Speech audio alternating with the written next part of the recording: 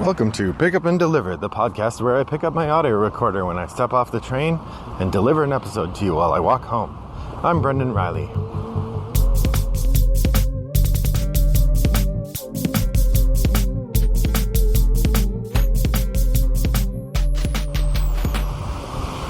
Well, good afternoon, listeners. It is Friday, September 13th, and it is a blustery day here in suburban Chicago.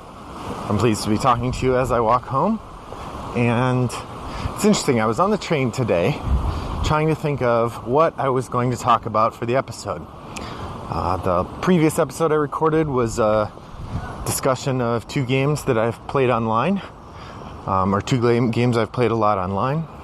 It feels like I've done a number of other episodes that are deep dives or kind of review type episodes.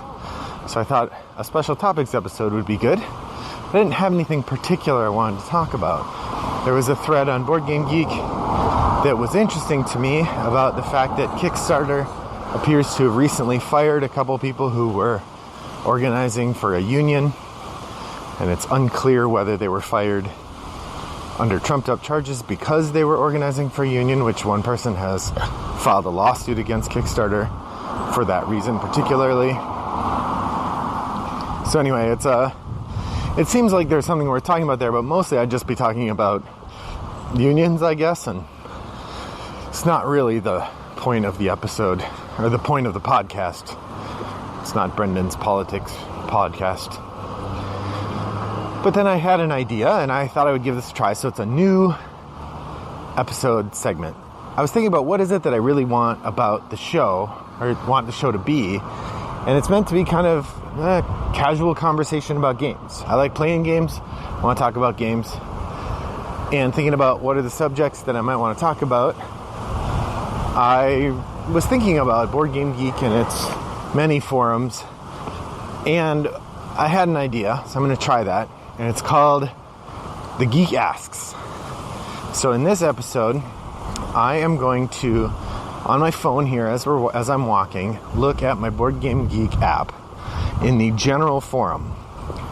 And as I'm talking, I'm going to scroll through the forum looking for subject lines that are phrased as questions. If it's not phrased as a question, I'm not going to address it or comment on it anyway. I'm just going to scroll past it. If it is phrased as a question, I am going to talk about it without giving any kind of read to the subject itself. So I might be way off in terms of what the person's talking about. This is not a considered discussion of a long thread. It's Brendan reacting sort of in real time to questions being asked in the Board Game Geek forums. So I hope that makes sense.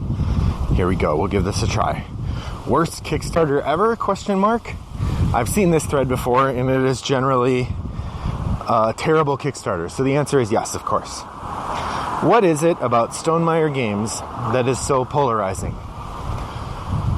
Well, it's the internet, first off. I would say some people really like Stonemaier Games, and other people, if they don't care for them so much, get mad that people really like them. But also there's a little sour grapes there. Some people get pretty jealous of other people. I'd say that's what's so polarizing. Interesting Asian-themed games by Asians? ? That's not really a question. We'll add the what are some. That's an interesting way of phrasing it. If you live in, let's say, Japan, and you make a game themed in Japan, is it just a game? I mean, do people think of, like, if it's a game about war in Japan, it's not a game themed about Japanese war, it's just a game themed about war. In the same way that food you eat in Mexico isn't Mexican food, it's just food. That's maybe being a little silly. Yeah, I think this is something we're starting to see now. There's a variety of different games from publishers in Asia, particularly that are being picked up and published in the United States in English, that allow us to play games with an Asian theme made by Asian people, which is distinctly different than, say, Ghost Stories, which is a game with a Japanese theme made by a Frenchman. So, yeah, we should play more of those. Do you enjoy games more or less if you scrutinize them? More. That was easy. No, I'm a scholar. My default mode is scrutinize more. My sense of the world is if you understand the world better, you enjoy it more. You can still enjoy a game lightly, even after you scrutinize it. I suppose there is something to be said for the joy of the first play, but I would say ultimately every game that I've played in depth, well, that's not true. There are some games when you play in depth and you kind of play them out, but I would say in general, if you scrutinize a game, you're going to enjoy it more. I say yes. Can you guess the unknown game? I'm sure I can't. What game does this die belong to? Quarriers. Let's see. Why so many people seem to hate games with minis? Question mark. Again, not really a question. I guess that's a why. Just grammatically confusing. One, I don't think that so many people hate games with minis. But I think that the answers are that a lot of games with minis are games that come through Kickstarter. And they're games that have been fashioned to do what Kickstarter did best, which is raise money for games that look cool. It's not raise money for good games. Now, sometimes there are good games that come out of Kickstarter, but what Kickstarter does is make money for games that look cool. That's the thing it does best. And so a game with lots of minis looks cool. I suspect that the people who hate games with lots of minis are people who've been burned by that or are resentful that the Kickstarter market takes such a big space in the board game hobby to produce such mediocre games. And just like in the olden days, a game with an IP pretty much guaranteed that it had been an intellectual property, guarantees that it had been produced in a slipshod way by people who don't really care about making good games. I think nowadays, a Kickstarter game with a ton of minis, the first instinct is it's been produced in a slipshod way by people who don't really care about making a long-lasting and fun-to-play game, but rather people who care about raising a lot of money right now. I'd say that's why people seem to hate games with minis. New version of Monopoly favoring women. Would you play it? Question mark? No. Not because it favors women, but because I don't want to play Monopoly. What does everyone think about the dice tower? It's a nice way to roll dice. I presume they mean the board game channel. An entertaining mix of people. They bring a lot of different perspectives to the community. They help raise awareness of board gaming. Tom Bassel seems like a genuinely nice guy. Sure. To punch or not to punch? I generally vote don't punch. I presume, no, if you're talking about ways to interact with people, I generally vote don't punch. If you're talking about when you buy a new game, should you punch it and then let it sit on your shelf for a while, or wait till you're going to play it and then punch it? I say punch it. The best way to get acquainted with the game is to open it up, get that China factory smell, punch out those components, organize them, and then let it sit on your shelf for a couple years. What's with the modern game visual aesthetic? I don't know what that could mean. Part of me thinks that maybe it has something to do with the kind of Ian O'Tooleization of board games, which is a move toward graphically slick, carefully iconographic game pieces that have an air of classicism and an air of minimalism to them. This also might be called the Stonemaier look. That's what I would think of when people say the modern game visual aesthetic, but I don't think games are uniform enough to apply that label. Do we need more categories for fillers? I don't know what that means, because I feel like I can probably think of a filler for every category there is. Drafting, Sushi Go is a filler. Worker placement. Is there a worker placement filler? I guess that mint tin, there's a Mintworks. I think that's a worker placement game that also would count as a filler. Let's see, Area Control. 8 Minute Empire is a filler. Trick-taking. Most trick-taking games are fillers. Set Collection. Let's say Point Salad. Or Tides of Time. Yeah, I don't think you need other categories for fillers, because to me, filler is a comment on length of gameplay more than anything else, and perhaps difficulty of explanation. Whereas I see category being usually a way to organize games by the dominant game mechanism. Keep games NIS or remove shrink. See the forum on to punch or not to punch. Let's see. What do you think of the new BGG logo? What else needs to be improved? Well, that is a biased question. What do you think of the new BGG logo? What else needs to be improved? That pretty clearly suggests that the person asking the question thinks the new BGG logo needs to be improved. Unless they somehow are saying what else on the site needs to be improved. I think the new BGG logo is fine. I saw one version of it where someone differentiated between the face and the hair, and I think that would have been a smart move to give it a little bit more definition. But whatever. It's fine and better than White Blonde Guy, which was the mode before the current model. So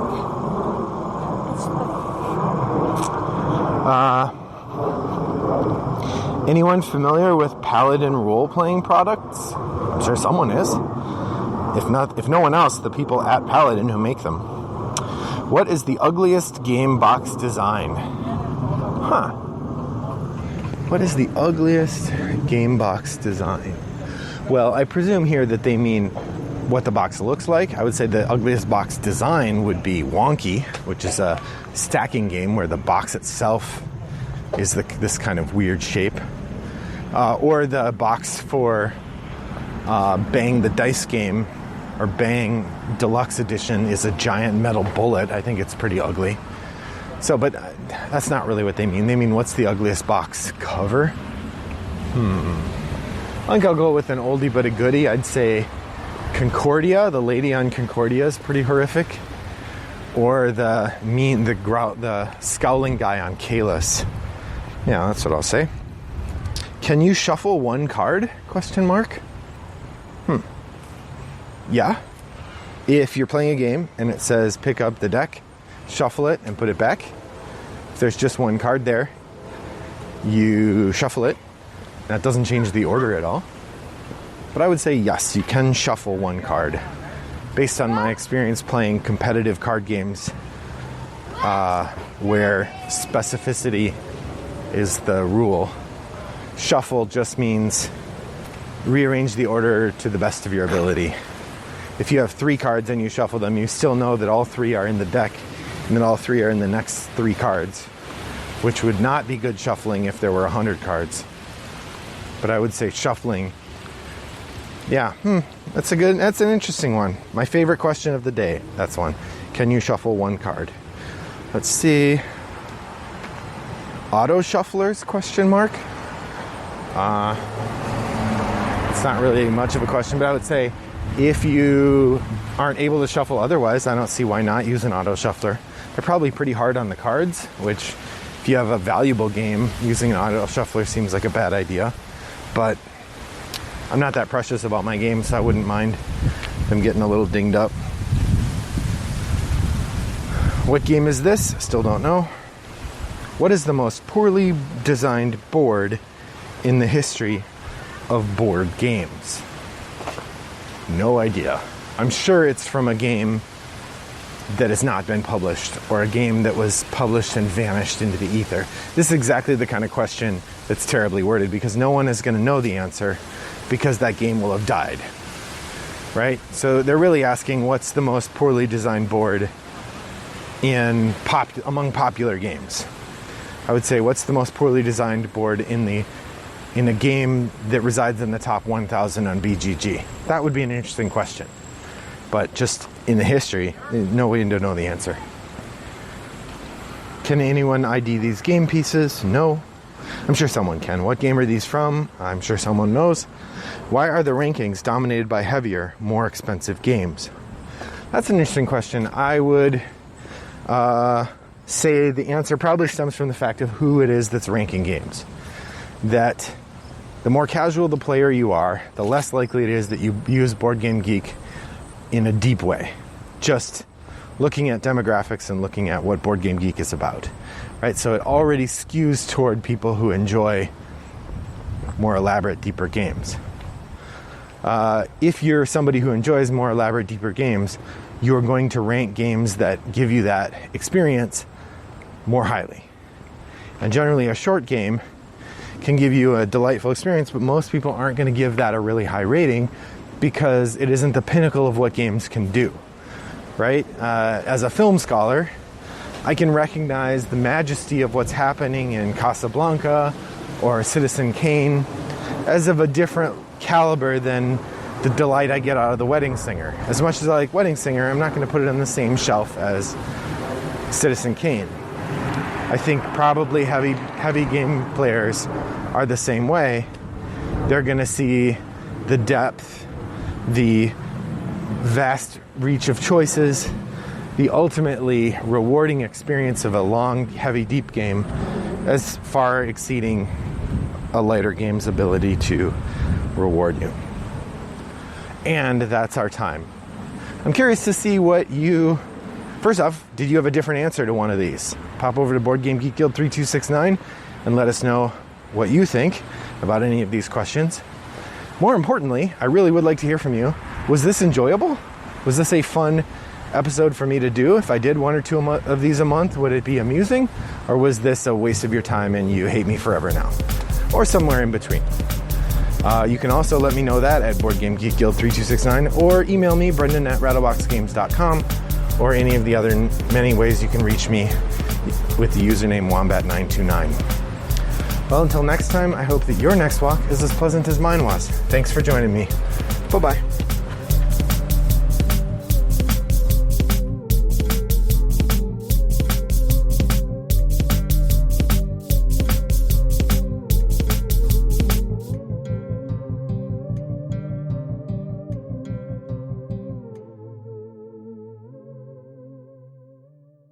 Brought to you by Rattlebox Games.